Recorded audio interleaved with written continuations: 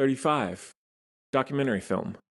Let's get to the DC Comics character piece, I guess you could call it, which is Joker, Put on a Happy Face from 2020. This one is directed by Yuri Ramondelli.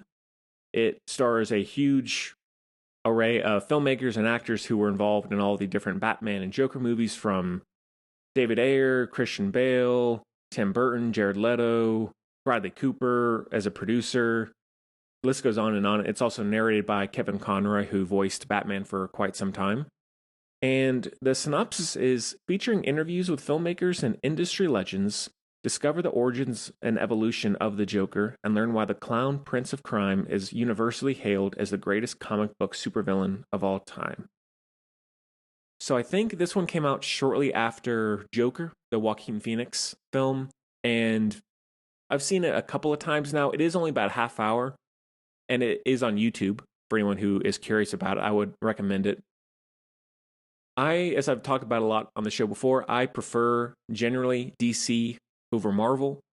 And one of the reasons for that is I love how a great villain can help feed and allow you to learn more and develop the hero of the story. So I love a great villain, both in terms of that dynamic and conflict, but also how it can support the hero and how the hero can support the villain story as well. Whereas I feel like Marvel, generally, it's one-sided. The villains are not usually very good, with the exception of a few. And more specifically, the Joker to me is the best villain really of all time, especially in comic books, as the movie is discussing. I think there's something about him that is so wild and crazy and unpredictable that it allows for such entertaining, compelling storytelling that I never really tire of it. I want them to continue to reinterpret it. I like everything from Jack Nicholson's to Jared Leto, Heath Ledger. Like, I love every single one for their own reasons. And so this movie, for anyone who likes comic books, for anyone who likes DC or even likes Marvel and is curious about the conception, the timeline of a character like this and how influential it can be, which of course the Joker, probably more than any other villain ever, has been incredibly influential and impactful.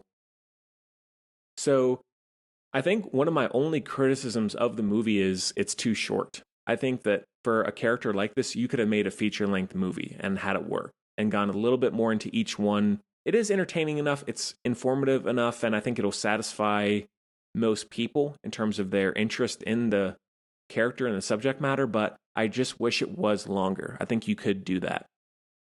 But besides that, very well put together, well edited. All the interviews are very interesting, and it really does give you that full history all the way from the very beginnings of the actual comic book to when the comic books were censored, and then when it broke back out into the very dark, violent, psychological style.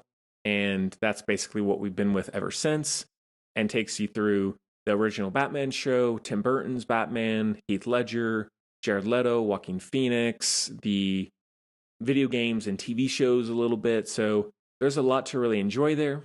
And I really like seeing all the different actors and directors talk about their own reasons for why they like the character. And Mark Hamill is another big one, of course.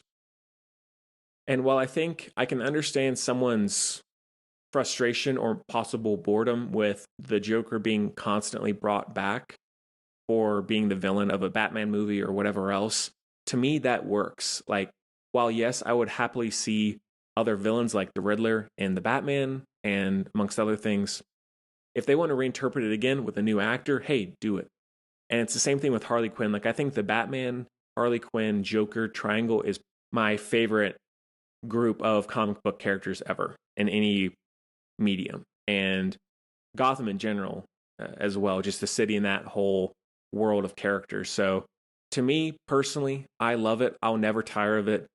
Whether it's always a home run or if it's just some crazy one-off reinterpretation, go for it, because I think there's endless possibilities with it. And talking about the documentary itself, I wish they would do this sort of thing about more characters in comic books, both Marvel and DC. I think there's enough history with a lot of those characters that you could make something like this pretty interesting. But I think in terms of how many people have played the Joker, it works a little bit better.